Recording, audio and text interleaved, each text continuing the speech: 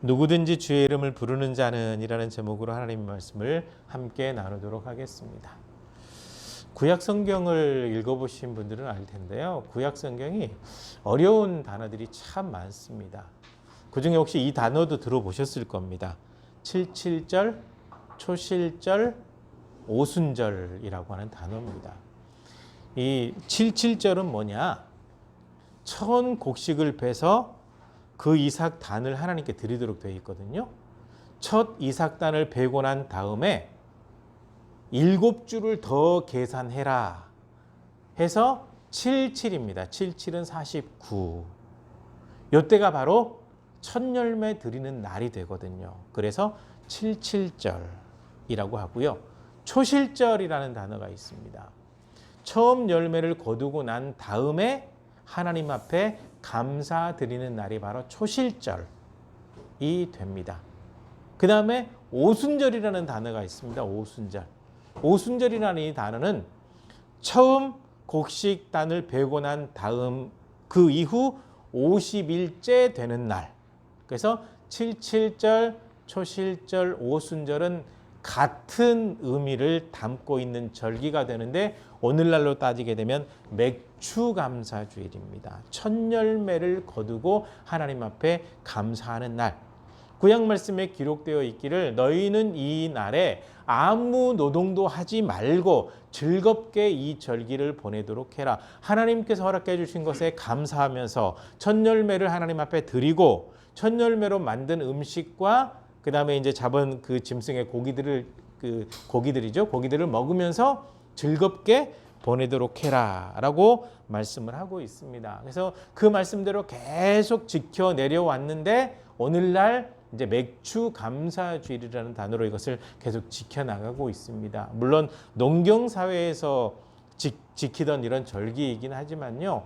하나님께서 우리가 살아가는 동안 늘 필요한 것을 공급해 주시는 은혜가 있거든요. 그래서 하나님께서 열매를 주심, 첫 열매를 주심, 귀한 결실을 주심, 이 모든 것에 감사하는 마음으로 이 절기를 지키는 것이 굉장히 중요합니다. 그리고 이렇게 맥추감사주일인데 생뚱맞게도 사도행전 2장을 본문으로 선택을 했거든요. 좀 의아해하는 분들이 계실지 모르겠는데요. 사도행전 2장에 오순절 날이 이름에라고 했을 때 이 오순절이 언제냐? 바로 구약에서부터 늘 지켜왔던 그 절기, 오늘날로 따지면 맥추감사주일을 얘기하고 있습니다. 그래서 첫 열매 거두고 난 다음에 감사드리는 그 절기에 하나님께서 말씀하신 성령께서 임하신 첫날이거든요. 처음 임하신 날이거든요. 첫 열매 드리는 날, 성령의 충만함을 받고 복음을 전파하게 되는 계기가 된 날, 굉장히 중요한 날이 바로 오순절입니다. 그래서 구약의 절기로는 맥추감사주일을, 그 다음에 신약의 의미로는 이 절기를 지키면서 하나님의 성령을 사모하는 마음, 이게 동시에 있어야 됩니다. 오늘날 하나님의 영이 충만한 가운데 있어야 믿음이 굳건해지고 절기를 지킬 때도 진짜 감사함으로 드릴 수가 있는 거지, 그렇지 않으면 그냥 기독교의 절기 가운데 하나인가 보다 이렇게 되어버리거든요. 그래서 이 오순절날 성령이 임하는 것이 너무너무 중요하기 때문에 맥추감사주일에 이 본문을 이렇게 선택해서 말씀을 함께 나누게 되었습니다. 오순절날이 되었습니다. 첫 열매 거두고 하나님 앞에 감사하는 이 절기, 바로 이날 성령께서 임하시게 되죠. 하늘로부터 급하고 강한 바람 같은 것이 확 내려오더니 불의 혀 같은 것이 막 갈라져서 모든 사람들에게 임하게 되었다. 즉 하나님의 영이 그들에게 임하게 되었다라는 거죠. 이때 성령 충만함 받은 이 역사는요, 언어가 통일되는 역사입니다. 방언으로 기도하기를 시작할 때 굉장히 많은 지역의 사람들이 몰려들었거든요. 그런데 굉장히 많은 지역에 살고 있는 사람들이 어떻게 몰려들었을까 의아해하는 분들이 계실지 모르겠습니다. 그런데요, 모든 지역에서 몰려온 사람들은 히브리어를 못하고 헬라어를 못하는 사람이 물론 있을 거고, 살던 지역의 언어를 능통하게 하는 사람들이 대부분이었을 걸로 이 본문에서 추정이 되어집니다. 그런데 이 사람들이 왜 예루살렘에 모였을까? 이유는 간단합니다. 구약으로 거슬러 올라가면 BC 722년에 북이스라엘이 망할 때 이때 북이스라엘 백성들이 한번 흩어졌어요. 그 다음에 BC 586년에 남유다가 망할 때 또 한번 흩어져요. 바벨론으로 포로로 잡혀간 사람들이 있는가 하면 이집트로 도망가거나 다른 지역으로 도망간 사람들이 있었거든요. 그리고 시간이 지나고 난 다음에 포로 귀환이 이루어질 때 다시 돌아와서 성전을 재건하고 그런 일이 있었습니다. 그렇게 되었는데 중간기 시대 때 굉장히 많은 순환을 당해요. 이 순환을 당하면서 로마의 지배까지 들어가게 되죠. 이때 예루살렘에 살고 있던 사람들이 계속 이 독립운동을 펼치니까 로마의 티투스, 나중에 황제가 된 디도라고 하는데 티투스예요. 티투스. 이 사람이 장군이었는데 병력을 이끌고 예루살렘 들어와 가지고 완전히 예루살렘을 회파시켜 버립니다. 완전히 파괴시켜 버리죠. 돌 위에 돌 하나 남지 않게 성전도 다 때려 부셔 버리고 불질러 버리고 사람들을 싹 흩어 버리게 되거든요. 이렇게 해서 이스라엘 백성들이 흩어져요. 흩어지게 되는데 흩어지게 된 이 배경을 좀 더 거슬러 올라가게 되면 한참 거슬러 올라가야 되겠죠. 레위기 26장으로 가야 돼요. 레위기 26장에서 하나님께서 뭐라고 말씀하시냐면 내가 너희 조상들에게 약속했던 이 가나안 땅을 너희에게 줄 텐데 여기에서 너희가 내가 말한 이 율법의 말씀대로 말대로 순종하면 이 땅에서 영원히 살게 될 것이고 복을 누리게 될 것이고 어떠한 적도 너희를 침범하지 못할 것이다. 그러나 만약에 너희가 나를 버리고 이 율법을 버리고 잘못된 길로 가게 된다고 한다면 수많은 민족들이 와서 너희를 약탈하고 잡아가고 또 죽이거나 할 것이며 결국은 이 땅을 더럽힌 사람들을 쫓아내고 너희들에게 이 땅을 주었는데 이 땅에서 쫓겨난 사람들처럼 너희들도 세계에 흩어져 버리게 될 것이다 라고 이미 레위기에 말씀을 하셨어요. 근데 그 말씀대로 살지 않아서 결국은 흩어졌죠. 흩어져서 살다가 항상 절기가 되면 예루살렘으로 모이는 게 습관이 있어요. 그러니까 유대인들인 거예요. 이 모인 사람들이. 대부분이 유대인들인 거예요. 왜 왔냐? 오순절이 되었기 때문에 절기를 지키기 위해서 왔거든요. 6월절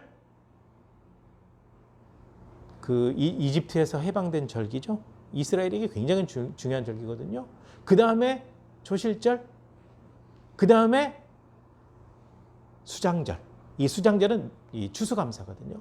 적어도 6월절과 초실절과 수장절 이 세 개의 절기 때는 적어도 이스라엘 남자들은 성전에 반드시 와라라고 하는 이 전통은 이어진 거예요. 어떻게 이어졌냐? 바벨론 포로로 잡혀간 사람들이 율법의 말씀을 읽어보니까 하나님의 말씀대로 살지 않아서 이렇게 되었구나. 거기에서 굉장히 회개를 하고 이제부터 우리 후손들에게는 말씀을 가르친다. 이렇게 해서 회당이 만들어졌어요. 포로에서 돌아올 때도 회당을 가지고 왔어요. 또 흩어지면서 또 회당의 문화를 가지고 가서 전 세계에 회당이 굉장히 많습니다. 그러니까 언어는 그 지역에 살면서 달라졌고 그 언어를 배우게 되었지만 히브리어를 못하는 사람이 되었지만 절기를 지키는 거에 대해서는 교육이 철저하게 이루어졌어요. 그래서 예루살렘에 그렇게 많은 사람들이 모인 겁니다. 전 세계라고 표현해도 될 정도로 흩어져 있던 사람들이 오순절이 되었기 때문에 몰려왔는데 언어가 다 달라요. 그런데 성령 충만함 받고 방언으로 기도하기 시작할 때 자기 지역에 살고 있던 언어로 그들의 기도 소리가 들리기 시작했죠. 언어가 통일되는 거죠. 이거는 일반화시킬 수는 없고 당시에 하나님께서 이루어놓으신 놀라운 역사입니다. 그래서 이제 그 역사가 나타나고 나니까 주변에 있던 사람들이 이 사람들이 이 아침부터 취했나? 이렇게 된 거예요. 그래서 베드로 사도가 일어서서 예언을 하기 시작을 하죠. 예언하기 시작하게 되는데 요엘을 통해서 말씀하신 것이 그대로 이루어졌다라고 얘기를 해요. 그러니까 요엘 선지자는 구약 시대 때 남유다의 요아스 왕 때 예언을 했던 사람이거든요. 이때가 한 BC 한 830년 정도 돼요. 그리고 예루살렘에 성령 충만함이 있게 된 게 AD 33년이 지났죠. 예수님 부활하시고 승천하신 다음이니까. 그죠? 합해 보면 하나님께서 요엘 선지자를 통해서 예언하신 지 860년 만에 그대로 임하게 된 거예요. 성령 충만함이. 그렇게 된 겁니다. 그래서 하나님께서 약속하신 것은 반드시 이루어진다라는 거죠. 그런데 이 역사가 이루어졌을 때 수많은 사람들이 이 사람들이 술에 취했나 보다. 그러니까 베드로 사도가 거기에서 일어나서 설교를 하기 시작해요. 그것이 바로 유명한 베드로 사도의 오순절 설교가 됩니다. 이 설교 내용을 잘 들어볼 필요가 있습니다. 먼저 이 방언으로 기도하는 것에 대해서 뭐라고 얘기하냐면 이것은 하나님께서 요엘 선지자를 통해서 말씀하신 대로 임하게 된 것입니다 라고 가르치고 있는 거죠. 많은 분들이 설교할 때마다 천편일률적으로 그런 얘기를 하던데 베드로는 무식하다고 자꾸 얘기를 해요. 도대체 어떤 본문을 보고 베드로가 무식하다고 하는지 잘 모르겠는데 유대인들의 교육 습관을 제대로 알지 못해서 그렇습니다. 어부라고 하는 직업은요, 뭐 공부를 많이 했으니까 뭐 좋은 직업을 갖고 공부를 별로 못하고 무식하니까 저런 직업을 가졌나 보다. 그렇지 않아요. 유대인들은 그렇지 않습니다. 진짜 그 사람들에게 직업에 귀천이 없어요. 그래서 어렸을 때부터 회당에 보내서 성경을 가르치기 때문에 절대로 무식하지가 않아요. 하나님 말씀 잘 안단 말이죠. 요한복음에 의하면 이 베드로는요 이미 세례 요한의 제자였어요.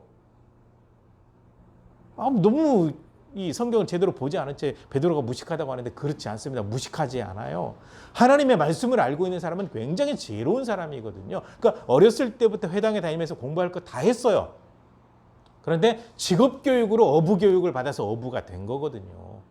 다른 길로도 갈 수가 있고 자기가 배운 걸 선택할 수도 있고 많이 배웠지만 그렇게 선택을 했는데 자꾸 베드로는 무식한 사람이 자꾸 뱃사람 무식한 사람이 이게 우리나라인지 뭐 중국의 건지 어디 건지 모르겠지만 이게 잘못된 논리거든요.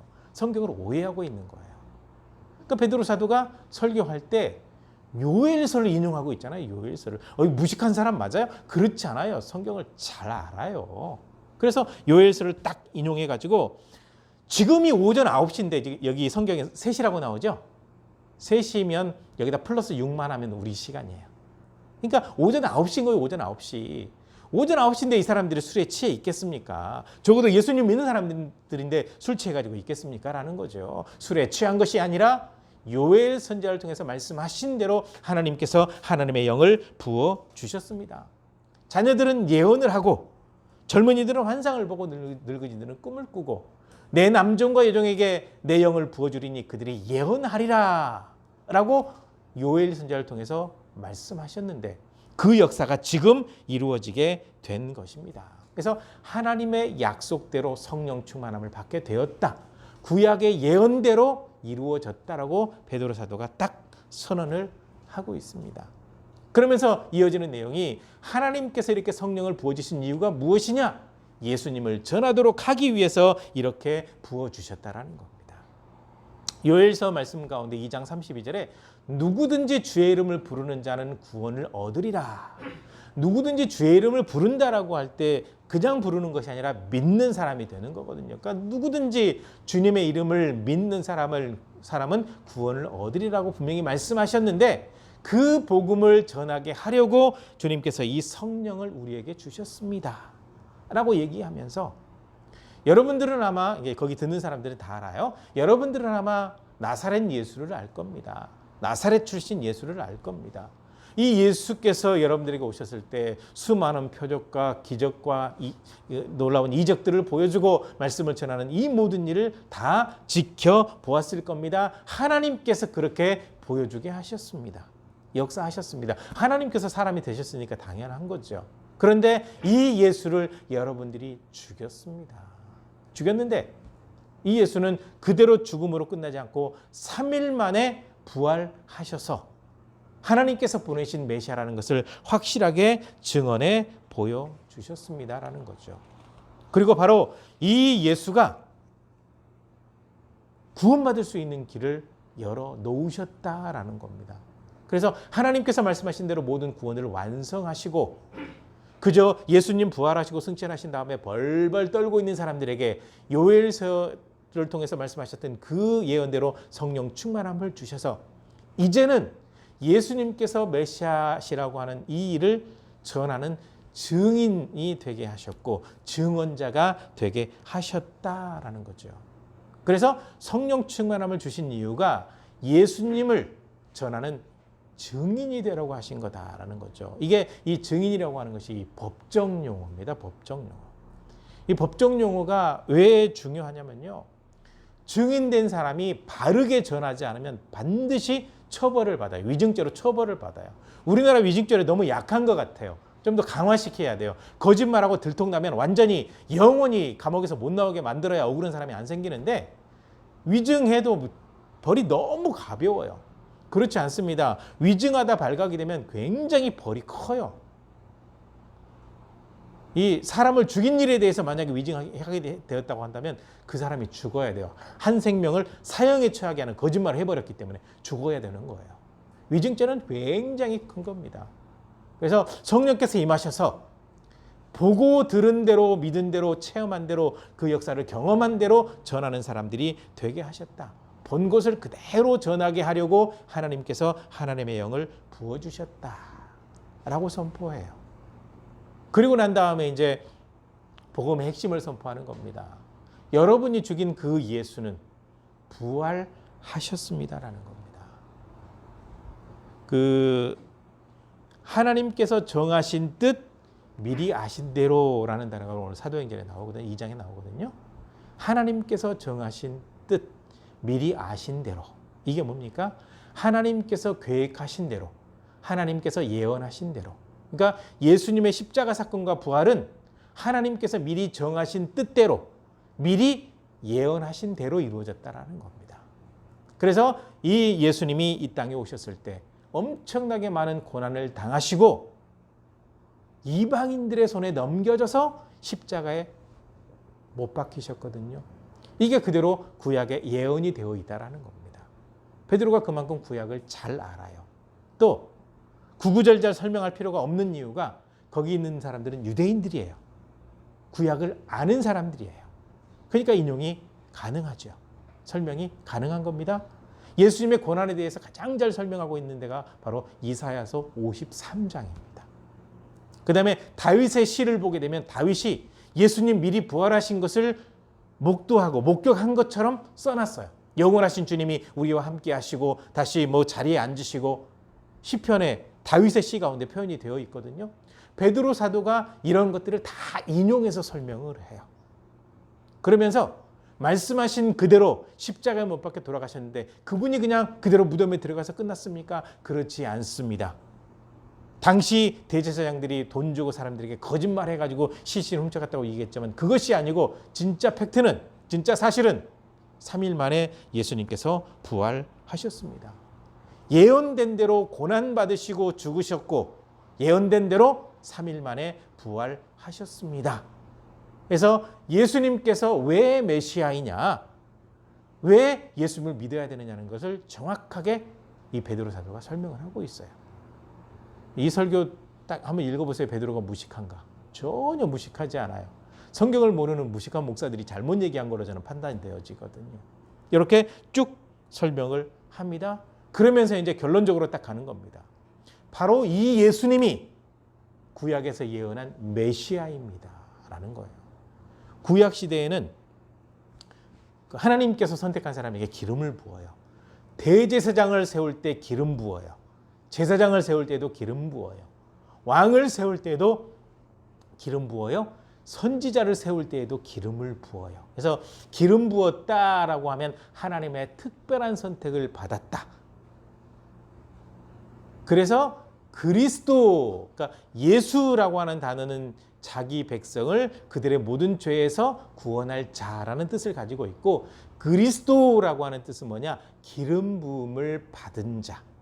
하나님께 기름 부음을 받은 자.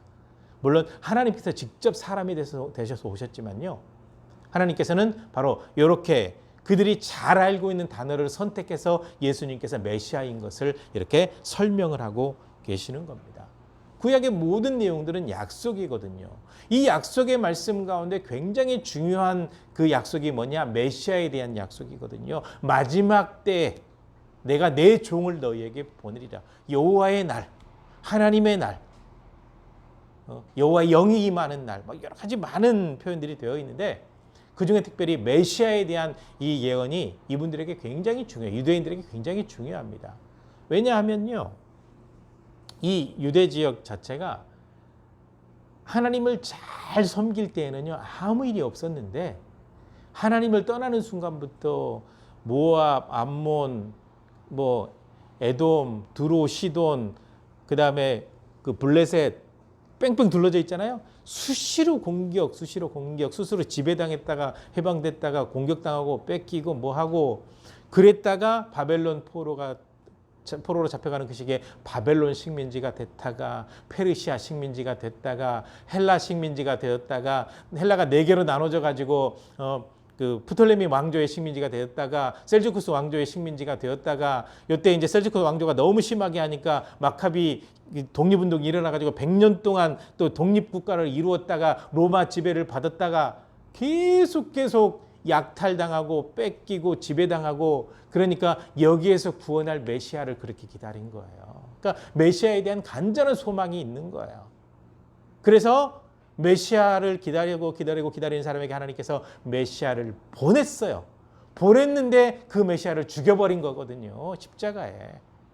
그래서 베드로 사도가 그 얘기를 하는 겁니다. 하나님께서 메시아를 보내셨는데 너희가 그를 십자가에 못 박아 죽여버렸다. 이방인들의 손에 넘겨가지고 못 박아 죽여버렸다. 그런데 하나님께서 그를 다시 살리셨다. 부활하셨다. 이렇게 쭉 설명을 해 나가는 겁니다. 바로 그분이 메시아이다라는 겁니다. 메시아. 근데 이제 2장 36절을 조금 오해하는 분들이 있어요. 36절 이 내용이 원래 사람이었던 사람을 하나님께서 선택해서 메시아를 만들었다고 해석하는 사람들이 있거든요. 읽어보면 꼭 그렇게 오해하기 딱 좋은 구절이에요. 근데 그게 아닙니다. 많은 사람들이 보는 앞에서 하나님께서 말씀하신 그대로 모든 것이 이루어지게 해서 예수님이 진짜 메시아라는 사실을 보여주셨다.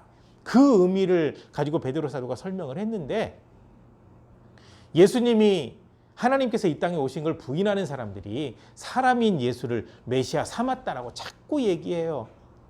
성경 전체를 모르니까 그런 오해가 생겼거든요. 그건 잘못된 설교입니다. 이 땅에 오신 예수님, 사람들은 사람이라고 생각을 했고 누구의 아들이라고 생각을 했지만 메시아로 이 땅에 오셨고 약속하신 그 모든 말씀대로 이루어지게 해서 진짜 메시아인 것을 증언해 주셨다, 보여주셨다. 그게 바로 36절의 내용입니다. 그러므로 예수님이 메시아이다라는 겁니다. 굉장히 중요하죠.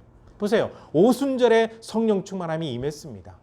무서워서 도망갔던 제자들, 그리고 벌벌 떨고 숨어있던 이 믿음의 사람들이 성령 충만함 받고, 그 중에 대표자인 베드로가 딱 일어나서 증언을 할 때 예수님을 딱 증거하게 되잖아요. 성령의 충만함 받고 예수님을 증언하는 삶. 굉장히 중요하죠. 그래서 맥주 감사주일, 첫 열매를 주신 하나님 앞에 감사드리고 예배하는 것도 굉장히 중요하지만요, 맥주 감사주일에 하나님께서 성령의 놀라운 역사를 통해서 이 복음을 전하는 첫 열매를 주셨다는 이 사실까지 같이 기억을 해야 돼요. 그저 감사하고 그냥 헌금 드리고 끝나는 그런 절기가 아니라 하나님께서 주신 모든 것에 감사할 뿐만 아니라 특별히 하나님의 성령을 사모해서 첫 열매, 성령의 열매를 통해서 예수님이 전파되었던 것처럼 우리의 삶을 통해서 예수님이 전파될 수 있도록 살겠다라고 다짐하는 날이 바로 맥주 감사주일이 되었으면 좋겠습니다. 주님께서 원하시는 모습이 바로 그 모습이거든요. 그래서 이 감사주일을 맞이할 때마다 우리가 잃지 말아야 될 것은요, 감사하는 마음입니다. 하나님께서 허락하신 모든 것에 감사해요. 그리고 감사의 최고봉은 이렇게 되어 있더라고요. 감사할 수 없는 상황 속에서 하나님께 감사하고 하나님의 뜻을 찾는 모습. 이게 감사의 최고봉이거든요. 왜냐하면 하나님의 계획은 알 수가 없어요. 요셉의 생애를 한번 보십시오. 요셉이 태어났을 때 아버지 사랑을 독차지하고 살았거든요. 독차지하고 살았어요. 하나님 은혜 가운데 살았어요. 정말 하나님을 잘 섬기는 그런 믿음 가운데 살았어요. 17살까지 그렇게 살았는데 어느 날 유다가 형들이랑 다 작당해가지고 팔아버리자. 이제 성경을 보다 보니까 참 놀라운 사실을 발견했거든요. 요셉을 판 사람은 유다고 예수님 판 사람은 가론 유다더라고요. 간과했었는데 그렇더라고요. 아무튼 요셉을 형 유다가 주도해가지고 미디안 상인들에게 팔아버렸잖아요. 그래가지고 보디발의 집에, 그러니까 사랑받고 옥동자로 잘 살고 있던 이 아들이 하루아침에 노예가 돼버린 거예요. 이집트로 끌려가서 노예가 됐어요. 노예가 돼서 아무튼 집안일을 잘 돌보고 하나님의 도우심으로 모든 일이 승승장구해가지고 집안 전체를 책임지는 사람 돼가지고 좀 편안해질까 했더니 한 여인에게 그냥 모함받아가지고 또 감옥에 들어가서 죄수가 돼버렸네요. 죄수로 들어가가지고 죄수들을 섬기는 일을 해야 되고 굉장히 고통스러운 삶을 살게 되는 거죠. 그러니까 가만 보면 아니, 도대체 요셉이 무슨 잘못이지? 그럴 수 있어요. 그러니까 똑같아요. 우리 삶 가운데도 내가 뭘 잘못했길래 이러지? 누가 무슨 일이 생기면 하나님 앞에 무슨 잘못했어? 아니 그게 아니라 하나님의 계획하심 가운데 그런 방향으로 인도하셨다라는 것을 요셉의 생애를 통해서 발견하셔야 돼요. 그 과정을 통해서 충분히 훈련시키시고 난 다음에 이집트의 총리로 13년 만에 총리로 만드시잖아요. 하나님은 그렇게 하시는 분이에요. 그러므로 하나님을 전적으로 의지했더니 요셉은 감옥에 들어가서도 하나님을 전적으로 신뢰했다. 하나님과 동행했다라고 기록이 되어 있거든요. 그러니까 하나님과 진정으로 동행하는 사람은요. 조건이 안 되는 상황 속에서도 감사하고 하나님의 뜻을 찾아요. 감사를 잃어버리면 안 됩니다. 그리고 또 한 가지는 이 맥주 감사주일에 첫 열매로 성령의 놀라운 역사를 통해서 예수 그리스도를 전파하게 하신 하나님의 놀라운 역사, 그 은혜를 또 기억을 해야 됩니다. 그러므로 감사하는 삶을 사시고 또 하나님의 영으로 충만한 가운데 주님의 증인으로 살겠다고 하는 그 마음, 그 다짐할 수 있는 오늘 맥주 감사주일이 되었으면 좋겠습니다. 항상 하나님 앞에 감사, 하나님의 증인으로 살겠다고 하는 다짐, 이러한 가운데 하나님께서 원하시는 대로 귀하게 쓰임받는 귀한 삶이 되시기를 주님의 이름으로 간절히 부탁을 드립니다. 기도하시겠습니다.